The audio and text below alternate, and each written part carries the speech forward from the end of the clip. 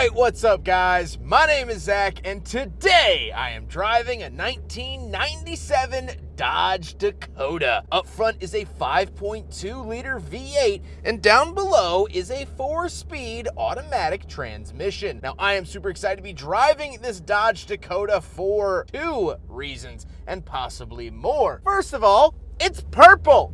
And this might be the only video that I am properly dressed for here in 2025. The second reason is the fact that I've never actually reviewed a Dakota here on the channel. Now, I attempted to back in 2017. My buddy had one, he was out at the bar, it was midnight, the video didn't come out good, so I never posted it. But today, I finally get to right my wrong and drive a Dakota here on the channel. I also grew up with a 98 Dodge Ram that this shares a ton of parts with, so it's going to be a nostalgia trip for me, it's going to be a purple party for you, and it's going to be a fun video for everyone. But if you would like to submit your own vehicle and have it reviewed here on the channel, you can head on over to my website, zackpradel.com/submit. It's a quick and easy submission form. It takes under a minute to fill out, and I come out to you. And if you would like to see all my videos weeks or sometimes months in advance, you can head on over to my Patreon for only $5 a month, as well as there's exclusive audio content. But let's get back to that 5.2 liter V8. All right, well, I couldn't get any traction, but it sounds great. The 5.2 liter V8 was one of many available engines in this chassis of Dakota from 97 to 01. You could also get the 2.5 liter inline 4, which was from Jeep, which was actually designed by AMC. You could get this with an AMC engine. You could also get it with a 3.7 V6, the 4.7 V8, or the top dog 5.9 liter Magnum V8. The 360 could be had in this. That was something quite special because this is a small truck and one of the only times that you could get a V8 in something this size. The Ranger never came with a V8. The S10 never came with a V8. So this was kind of on its own, and I really like that. Like I said, paired to it is a 4-speed automatic transmission that has already been rebuilt at least once in its 93,000 mile life. It was rebuilt around 80,000 miles because these transmissions aren't very happy fellows. Now, they use the same transmission in the V6 trucks as the V8 trucks. So, at the end of the day, the V6 ones were actually more reliable because they had to deal with less power. But this is the V8, so it already chewed through one of them. Last but not least, this particular Dakota is rear-wheel drive. However, you can find them in 4-wheel drive. How does it feel to drive the Dodge Dakota? Well, it drives in every single way like the bigger Ram 1500, but just on a smaller basis. The steering feels the same way, the throttle is just as responsive, and the visibility is the same. It's like going back to your childhood bedroom and you realize that everything is just a little bit smaller than you remember. That's how it feels to drive this Dakota. However, like I said, that V8 sounds wonderful, and it's really a fun driving experience with all that power. With that stuff out of the way, let's talk about the interior. Well, in front of me, I have 6 gauges that bring me so much nostalgia. These are part for part the exact same as the Ram 1500. Off to the left is my coolant temperature and battery voltage, as well as tachometer, and off to the right is my speedometer, oil pressure, and fuel. I love these. I might steal these after this video. On the steering wheel, we don't have anything but the horn button. And off to the left, we have a climate control vent, fog light switch, and headlight switch, which these headlight switches could sometimes be problematic. They're very easy to pull out of the dash because you actually pull them outward. This is a very common issue on the Ram 1500s as well as the Dakotas. Moving out of the door, we do get our latch to get in and out, and crank for the window. These do have manual windows. Moving into the center, we get 2 climate control vents and the original radio. I love this soft green glow that it gives. I love the bass and mid and treble adjustments. You can also adjust your faders with a stick off to the right. You have the favorites button, CD player, and cassette.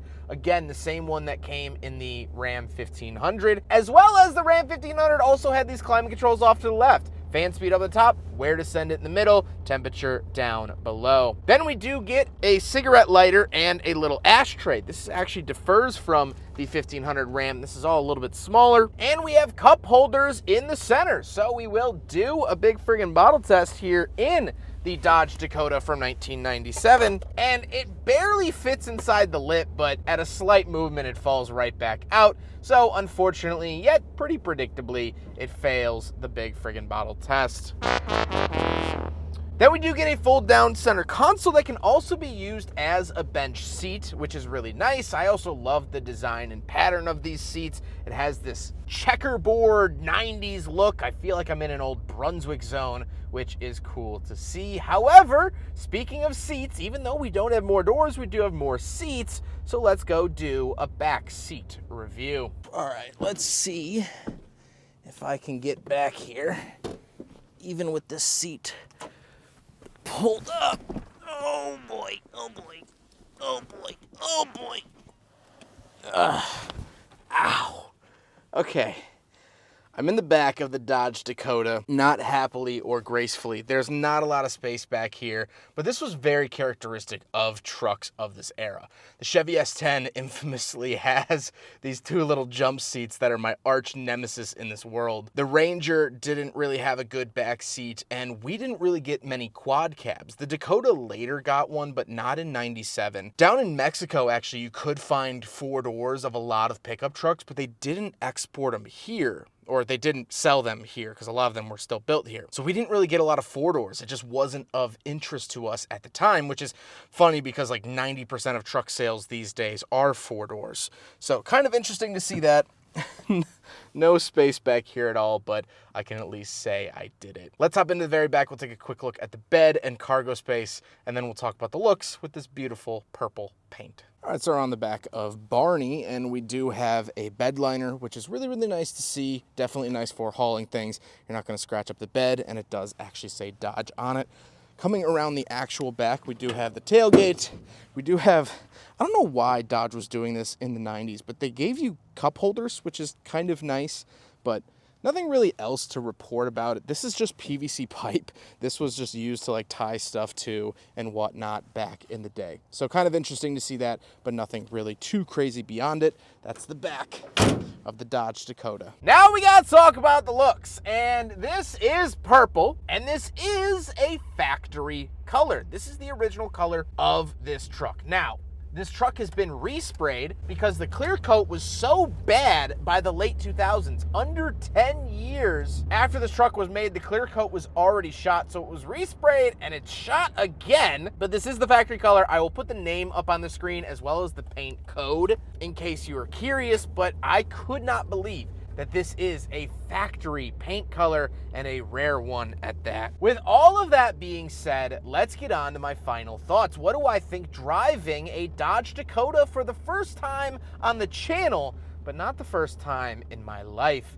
Well, I love this little truck. Beyond the nostalgia for me, I think it does a lot of things really well. First of all, it could have been had with a V8. This is the V8, but also an even bigger V8 if you want it even bigger. No one else was doing that. Dodge has always been crazy. Guys, it did not start with the Hellcats in the 2010s. They have always been a crazy fun company. I also love the crazy fun color. No one was building a pink, purple, fuchsia, magenta pickup truck in the 1990s, but Dodge was. I love how out there and I love how brash and how unapologetic this truck is, but at the same time, it's basic and simple and does the job. It doesn't need to please anyone. It's not trying to stroke your ego. It's just a sick little truck, and that comes through. Nothing in here feels superfluous. I have crank windows because that's the most effective way to roll down a window. I guess the bass, mid, and treble adjustments on the radio could be construed as excess, but it's just a true showing that good things come in small packages. And on top of that, this truck is topical. Stellantis as a whole, Dodge, Ram, Jeep, all of them, they're going through a little bit of a restructuring right now. And one of their CEOs said that they wanted to bring back a mid-sized truck to the market.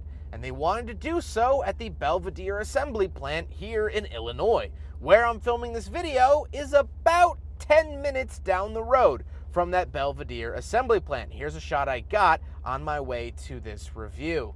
And I don't think that Stellantis or Dodge or Ram has had a better idea in the last 10 years than to bring this truck back. It's good, it's a good size, it had good options, it didn't feel lacking to the 1500s. The 1500s were more spacious and maybe a little bit nicer to drive because of that. But I don't feel like I'm missing out on anything. This is the full experience, although not the full size. This is a fun size candy bar that punches like a king size. That is what's wonderful about this little truck. The purple paint, the big V8 are just two twin cherries on top. I hope you guys enjoyed the video. Huge thank you to Andrew for letting me borrow his Dodge Dakota for today's video. He's been absolutely wonderful. I've reviewed so many of his vehicles in the past. He's awesome to work with. I always look forward to filming his stuff. And when he told me he has a purple pickup truck,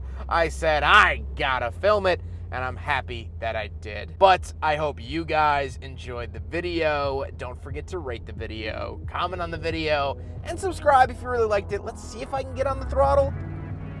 There we go. A little bit there. Take care, guys.